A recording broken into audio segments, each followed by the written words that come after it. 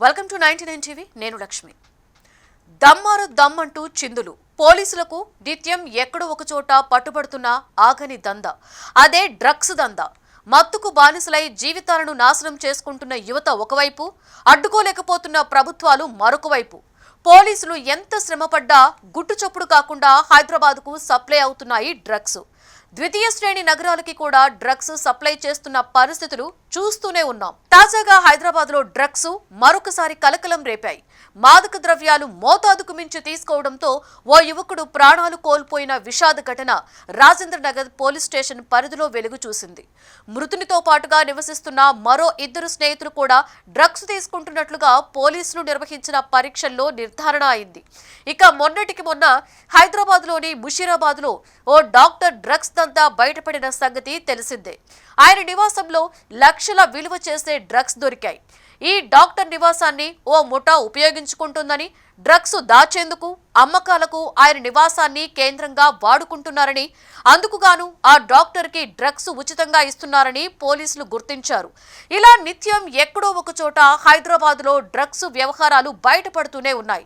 నగరంలోకి drugs రాకుండా పోలీసులు కూడా అరికట్టలేకపోతున్న పరిస్థితి. అసలు భాగ్యనగరానికి ఎక్కడ నుండి డ్రగ్స్ సప్లై అవుతున్నాయి, ఎవరెవరు దీని వెనుక ఉన్నారు అన్నది సమాధానం లేని ప్రశ్నలుగా మారిపోతున్నాయి. ఇటీవల కాలంలో మరింతగా హైదరాబాద్ లో డ్రగ్స్ కేసులు పెరుగుతున్నాయి. నగరంలోని యువతలో మత్తు పదార్థాల వినియోగం భయంకర స్థాయికి చేరుకుంది.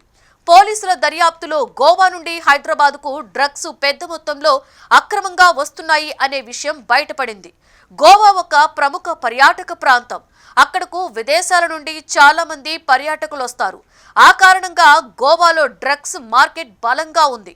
అక్కడ నుండి కొందరు స్మగ్లర్లు రహస్య మార్గాలలో డ్రగ్స్ ను హైదరాబాద్, బెంగళూరు, చెన్నై వంటి నగరాలకు తరలిస్తున్నారు.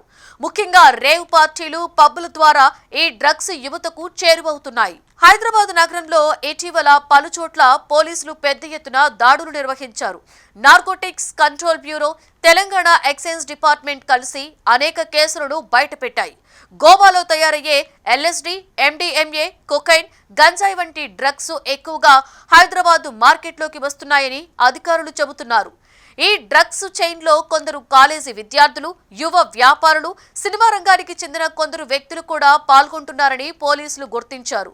సామాజిక మాధ్యమాల ద్వారా ఈ వ్యాపారం జరుగుతోంది.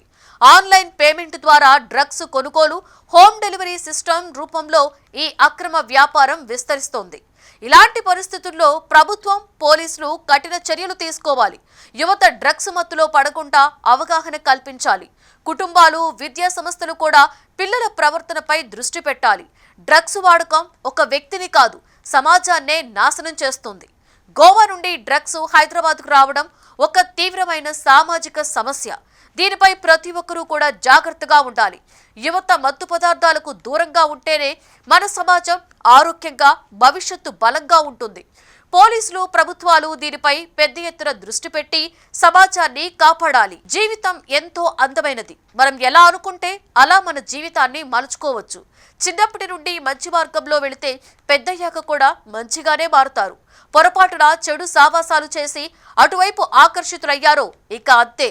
అందమైన జీవితం కాస్త చేజేతులా నాశనం చేసుకున్నట్లుగా గతంలో కన్నా ఈ మధ్య కాలంలో మాదక ద్రవ్యాలకు యువత అలవాటు పడుతూ ఉన్నారు. మత్తు పదార్థాలకు యువత, విద్యార్థులు దూరంగా ఉండాలి. వాటిని ఉత్పత్తి చేసినా, కలిగి ఉన్నా, రవాణా చేసినా, కొనుగోలుకు సహకరించినా, అక్రమ వ్యాపార లావాదేవీలకు ఆర్థిక సహాయం చేసినా, నిల్వ పెట్టుకున్నా, తమ స్థలాలలో నిల్వకు అనుమతించినా కూడా చట్టరీత్యా నేరం. వారెంట్ లేకుండా అరెస్టు చేయవచ్చు. కాబట్టి అటువైపు కన్నెత్తి కూడా చూడకుండా ఉంటేనే యువత జీవితాలు బాగుంటాయి.